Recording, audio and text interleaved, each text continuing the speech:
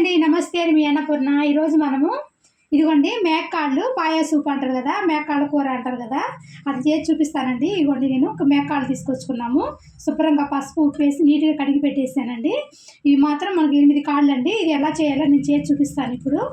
ఇవ్వండి నేను స్టవ్ ముట్టించేసి నూనె పోసేసుకున్నానండి. ఒక 4 స్పూన్ల దాకా ఆయిల్ వేసాను. కొంచెం నాన్ వెజ్ కూరలు ఇంకా ఆయిల్ ఎక్కువ పడుతుంది కదా, అందుకే 4 స్పూన్ల దాకా ఆయిల్ వేసానండి.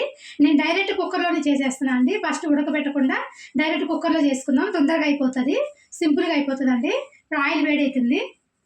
నేను 2 బిర్యానీ ఆకులు వేస్తున్నాను. తర్వాత ఒక్క రెబ్బ కరివేపాకు. ఇప్పుడు ఉల్లిపాయలండి. నేను ఉల్లిపాయలు ఒక 2 ఉల్లిపాయలని కోర్సుగా పట్టుకున్నాను. మరి మెత్తగా కాకుండా కోర్సుగా పట్టుకోవాలి. 2 ఉల్లిగడ్డలు వేస్తున్నాను. పట్టేసి ఫ్రై చేసుకున్నాం. ఉల్లిపాయలు వేగిపోయినాయి కదా, ఇప్పుడు మనం కస్తూరి మేతి వేసుకుంటాం 1 స్పూన్ దాకా.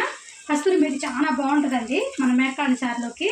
మనం ఈ పాయ సూప్లో మాత్రం ఇది వేసుకుంటే కస్తూరి మేతి మంచి వాసనతో టేస్ట్ కూడా చాలా బాగుంటుంది. ఒక్కరికి ఇట్లా ఫ్రై చేసేసుకున్నాము. ఫ్రై అయిపోయినా తొందరగా ఫ్రై అయిపోతుంది.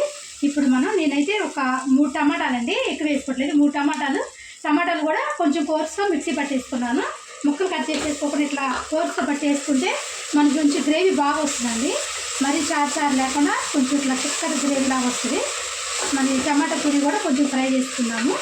ఒక 2 నిమిషాలు ఫ్రై చేసుకున్నాము, సరిపోతుంది. చూడండి టమాటా కూడా బాగా వేగిపోయింది కదా, చూసారు కదా, టమాటా నుంచి ఆయిల్ పైకి వచ్చేసింది. ఇప్పుడు ఈ టైంలో మనం అల్లం పేస్ట్ చేసుకున్నాము. ఒక పెద్ద స్పూన్ దాకా అల్లం పేస్ట్ వేసుకున్నామండి. కొంచెం ఎక్కువ వేసుకొని టేస్ట్ బాగుంటుంది.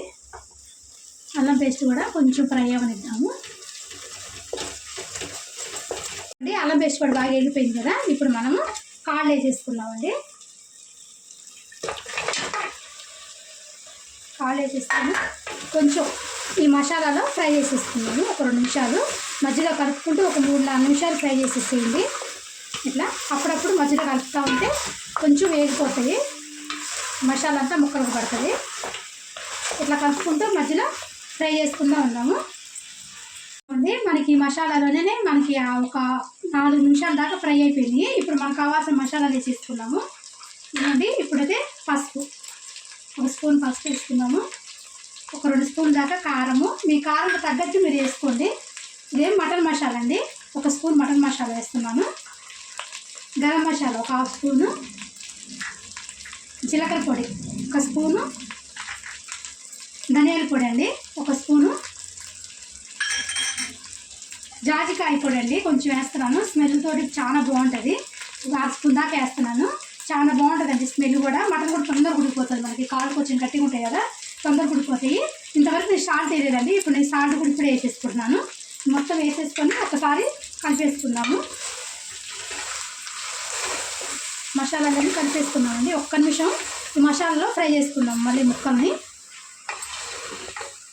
ఇవ్వండి, ఒకసారి ఇట్లా 1 నిమిషం ఇట్లా ఫ్రై చేసుకున్నాం, సరిపోతుంది. మళ్ళీ ఎక్కువసేపు ఫ్రై చేయకండి, మాడిపోతాయి మసాలాలు. మాడిపోతే టేస్ట్ మారిపోతుంది. ఇట్లా మంట మాత్రం మీడియంలో పెట్టుకొని 1 నిమిషం ముక్కలకి మసాలా పట్టే వరకు ఫ్రై చేసుకుందాం అండి. ఒక 2 నిమిషాల దాకా ఫ్రై చేసేస్తాను కదా, మంచిగా ముక్కలకు పట్టేసింది మసాలా. ఇప్పుడు మనం కావాల్సినంత వాటర్ పోసుకున్నామండి. 1 లీటర్ వరకు పోసుకోవాలి వాటరు. ఎందుకంటే మనం కొంచెం మటన్ గట్టిగా ఉంటుంది కాబట్టి కాళ్ళు అన్నది ఒక 8-9 విజిల్ దాకా రావాలండి. దగ్గర 10 విజిల్ దాకా పెట్టుకోవాలి.